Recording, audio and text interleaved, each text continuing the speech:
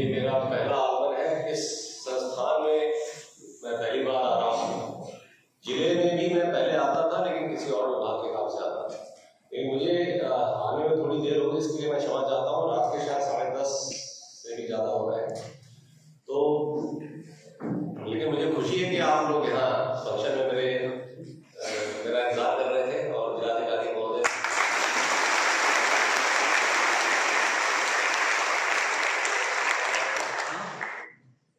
कितने बच्चे teacher training ले रहे हैं? 43 सर। 243। और डीएलएड के कितने बच्चे हैं? डीएलएड के हमारे यहाँ 100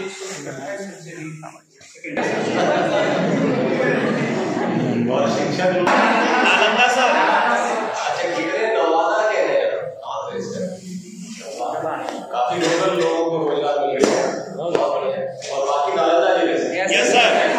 और राज्य के बाहर? Yes sir. मधु भाई, राज्य से बाहर, अदर स्टेट। कौन से स्टेट? झारखंड। गुड। तो बात अच्छा लग रहा है आप लोगों से मिलके। आपको ये बताइए कि आपको ये ट्रेनिंग कैसी लग रही है? Very good. आप लोग तो 27-28 तारीख में लगातार चरणों में आए होंगे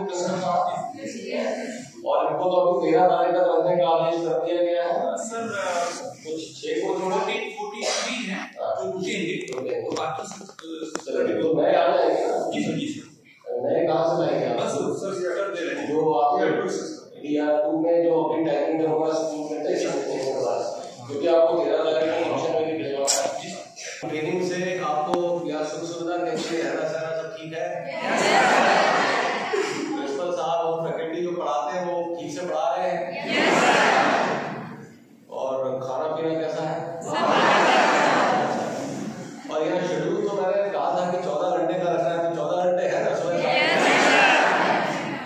और आप तो थोड़ा ज्यादा ही हो गया होगा। मैं ये आप लोग को इतना 14 घंटे का शेड्यूल इसलिए बना रहा हूँ कि एक टीचर अगर सच में पूरा काम करे तो 12 घंटे 14 घंटे लग जाते हैं अगर उसको पूरा काम तो उसको करना है। आप और विद्यालयों में देखते हैं बात पर प्राइवेट स्कूल का कंपैरिजन करते हैं। वहां पे आप देखिए टीचर जब घर लौटते हैं तो कितना बोरे में कॉपियां लाते हैं, जांच करते हैं, पूरा घर में बैठ के करते हैं, लेसन प्लान बनाते हैं, अगले दिन के लिए जाते हैं, व्यस्त रहते हैं।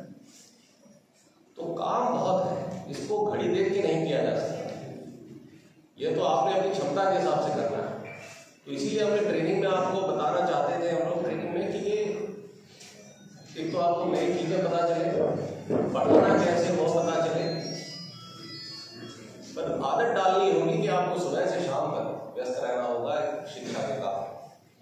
गाँव में बच्चे और अभिभावक आपका बड़ी उम्मीदों से इंतजार कर रहे हैं। जो TRA1 के लोग गए होंगे शायद आपका कहीं उनसे परिचय हुआ होगा, बातचीत हुई होगी, वो अपना अनुभव बता रहे हैं। ये बड़ा ही सम्मान मिलता है गाँव में, गाँव की जनता से, बच्चों से। ये बड़ा अच्छा और सबसे पवित्र समझे जाने वाला पेशा और बड़ी इज्जत मिलती है सब वर्ग से। क्या बच्चा, क्या अभिभावक, क्या गांव वाले, क्या शहर वाले, सब जगह से। अगर आप टीचर बहुत अच्छे हैं तो आपसे ज़्यादा सफल कोई मनुष्य नहीं हो सकता है और आपसे ज़्यादा पॉपुलर कोई आदमी नहीं हो सकता। तो मैं अभी नालंदा में था, वहाँ भी मैंने यही कहा कि ट्रेनिंग आपको इसलिए दी जाती है कि आप अपनी टेक्नोलॉजी, ये टीचिंग तकनीक बन चुकी, टेक्नोलॉजी बन चुकी, नॉलेज आपके पास है, आप साबित कर चुके हैं, तभी तो BPSC में आए। उसको ट्रांसफर करना बच्चे को, ये एक स्किल है, एक टेक्नोलॉजी है, एक आर्ट है, उसमें उसी को ये डाइट में या प्रिंसिपल साहब सिखा रहे होंगे। मुझे उम्मीद है कि आप प्रिंसिपल साहब ने या उनकी फैकल्टी ने वो अच्छा काम किया होगा। पढ़ाने के क्या तरीके हैं, पढ़ाते कैसे हैं, वो ये लोग बता दें। तो मुझे उम्मीद है कि आप लोग बेहतर लर्निंग टूल्स, टीचिंग टूल्स सीख के आज जाएंगे। और दूसरा हम लोगों ने एक एम्फेसिस ये दिया है कि हर टीचर को हम लोग साल में 1 या 2 बार 1 हफ्ते के लिए बुला के डाइट में यहाँ पे ट्रेनिंग कराते रहेंगे, रिफ्रेशन कराते हैं, ताकि आप लोगों को कट ऑफ ना हो जाए। आपकी टीचिंग के क्षेत्र में जो नई नई चीजें आई हैं वो बताएं। देखिए कक्षा 1 के बच्चे को किस तरह पढ़ाना है, कक्षा 10 के बच्चे को किस तरह पढ़ाना है, BA के स्टूडेंट को किस तरह पढ़ाना है, ये अलग अलग लेवल की चीज़। इसमें स्किल चाहिए, इसमें पेशेंस चाहिए, इसमें बहुत सारी चीज़ें। छोटे बच्चों को पढ़ाना ज़्यादा मुश्किल था, बड़ों को थोड़ा पढ़ाना आसान होता है। तो अब आप जाएंगे स्कूलों में देखेंगे तो आपको पता चलेगा कि कितनी चुनौतियाँ हैं। हमारे गाँव में अधिकांश बच्चे गरीब परिवारों से आते हैं। आप देखते हैं सरकारी स्कूलों में अधिकांश वर्ग ऐसा है जो प्राइवेट स्कूल की शिक्षा अफोर्ड नहीं कर सकता है। आपके स्कूलों में बहुत सारे बच्चे कोचिंग ट्यूशन में भी जाते हैं, लेकिन वो कोचिंग और ट्यूशन कोई बहुत अप मार्केट नहीं होता है, महीने के 300 रुपये लेता है, कोई 800 रुपये लेता है। तो इन बच्चों को अगर आप पढ़ाएंगे तो ये बहुत अच्छा होगा। तो मुझे उम्मीद है कि अब आप जब भी यहाँ से निकलेंगे और आपका विद्यालय पदस्थापन हम लोग जनवरी में 13 जनवरी को फंक्शन है CM साहब की अध्यक्षता में गांधी मैदान में, तब आपको भी यहाँ DO साहब ने तैयारी करनी होगी नियुक्ति पत्र देने की।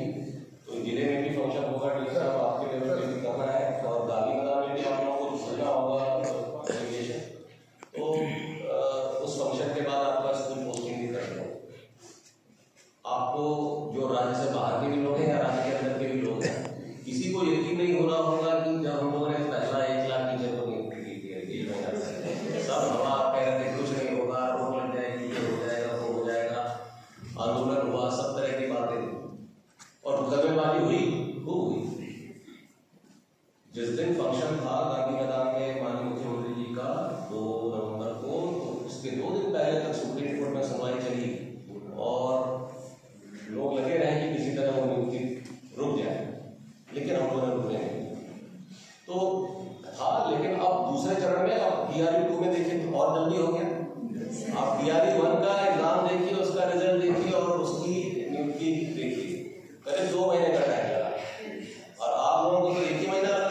7 दिसंबर को एग्जाम दिया था, आज 7 जनवरी भी नहीं हुई है, आपका एग्जाम हो गया, रिजल्ट निकल गया, आपकी काउंसलिंग हो गई।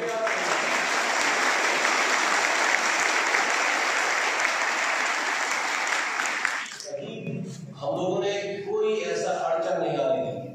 तो और ये हैरानी की बात भी है और ये एक प्रॉपर डिसीजन से जो हम लोगों ने काम किया, खासतौर से BPSC ने काम किया। वह आज बहुत कम राज्य की BPSC ऐसी होंगी जो इतने बड़े पैमाने पे परीक्षा लेकर, परीक्षा रिजल्ट मेरा ख्याल उन्होंने 1 हफ्ते के अंदर ही निकाल दिया था। 15 तारीख को आखिरी एग्जाम हुआ था, क्योंकि हम लोग की भी लर्निंग हुई थी तो BPSC की भी लर्निंग। तो हम लोग की सीटें कि दूसरा DRE 2 हुआ है तो तुरंत हम लोगों ने काउंसलिंग कराई और आप लोग आ गए। तो सोच सकता था कि 7 दिसंबर को आप एग्जाम देंगे और 25 दिसंबर को आप काउंसलिंग करके ट्रेनिंग इंस्टीट्यूट में घुस जाएंगे। 25 से शुरू होगी काउंसलिंग। तो ये प्रॉपर डिसीजन से जो काम हुआ है, ये बहुत सारे राज्य के लोग अब नोट कर रहे हैं, नोटिस कर रहे हैं कि BPSC ने बिहार में कैसे काम किया, राज्य सरकार के सारे अंगों ने किस तरह काम किया। 8 लाख लोगों का एग्जाम लेना, 8 लाख अभ्यर्थी थे। पहले में थोड़े कम थे, इसलिए कम थे कि लोगों को यकीन नहीं हो रहा था कि होगा नहीं होगा, रिजल्ट निकलेगा नहीं निकलेगा, नौकरी मिलेगी नहीं मिलेगी, तनख्वाह मिलेगी नहीं मिलेगी, तरह तरह की बातें हो रही थी ना कि आज सरकार 1 लाख टीचर रख रही, तनख्वाह कहाँ से देगी, तरह तरह का रिवर होता था। तो तनख्वाह मिल गई। आप देख लीजिएगा DRE 1 के जो लोग हैं, आप पूछ लीजिए, करीब 90,000 लोगों को तनख्वाह दे चुके हैं। जो 10,000 बचे हैं वो इसलिए बचे हैं क्योंकि उनका प्राइवेट नंबर और ये सब नहीं आया, पेंशन वाला जो अकाउंट नहीं खुला है।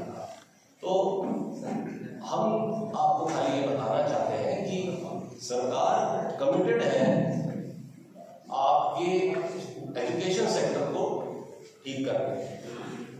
आपके जाने से जो एनर्जी आएगी एजुकेशन सेक्टर में, वह अतुलनीय है और इसका असर आने वाले 5 साल 10 साल में देखा है। तो जैसे DRE 1 से जो BPSC के टीचर हैं, कितने उत्साह में पढ़ा रहे हैं, कितना अच्छा फीडबैक हमें बच्चों उनके अभिभावकों से मिल रहा है, गाँव वालों से मिल रहा है, जनप्रतिनिधियों से मिल रहा है। बहुत मेहनत से बच्चे पढ़ा रहे हैं। और मिशन दर्ज के बारे में शायद आपने इनको बता ही दिया होगा, बहुत अच्छा रिस्पॉन्स है कि क्लास खत्म होने के बाद कमजोर बच्चों को अलग से पढ़ाया जाता है। पेरेंट्स बहुत खुश हैं कि हम गरीब बच्चों को, गरीब है कहते हैं कि हमारे बच्चों को भी बिना कोचिंग जैसे टेंशन मिल रही है, एक टीचर 5 या 6 बच्चों को ही पढ़ाते हैं। तो हमें उम्मीद है कि आपके आने से जो सिस्टम में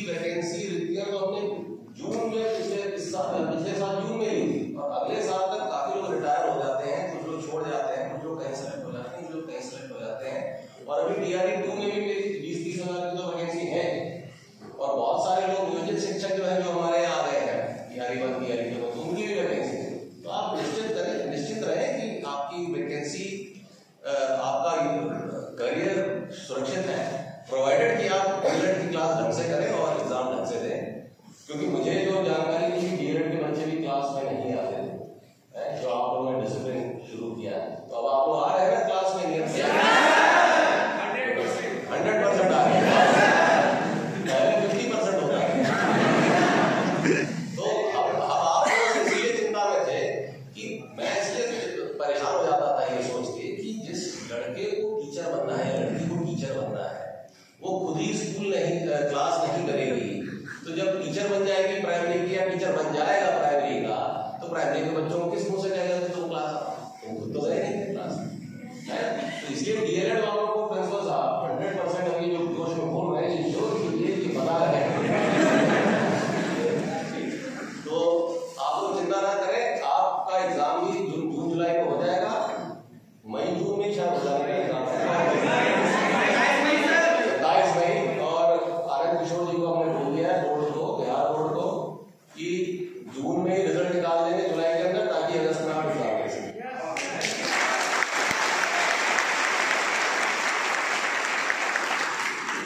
जिस टाइमलाइन से हम लोग अब काम कर रहे हैं, मेरा कहना है कि आप लोग पंक्चुअलिटी रखिए, ठीक है? मेरी एक ही चिंता है, आप लोग जाना बंद कर देंगे विद्यालय, उनकी शिकायत गाँव में जाकर आप टीचर लगाएंगे, तो वो यही कहते थे कि साहब टीचर आते नहीं, आते तो देर से आते, जल्दी चले जाते। वो अब ठीक हो गया है। अनुशासन में जिलाधिकारी महोदय से भी कहूँगा कि उन्होंने भी काफी मेहनत की है, हमारे डीओ साहब हैं, सब डीडीसी साहब हैं, सबने मेहनत। आपको पता है वो 40,000 स्कूलों का इंस्पेक्शन एक दिन में करते हैं, 40,000 स्कूलों का भौतिक रूप से इंस्पेक्शन होता है। 7,000 हमारे कर्मचारी आधा दिन यही करते हैं, 4 से 6 घंटे यही करते हैं। तो 12-12 घंटे आज की तारीख में शिक्षा विभाग का हर अधिकारी मुझे लेकर काम कर रहा है।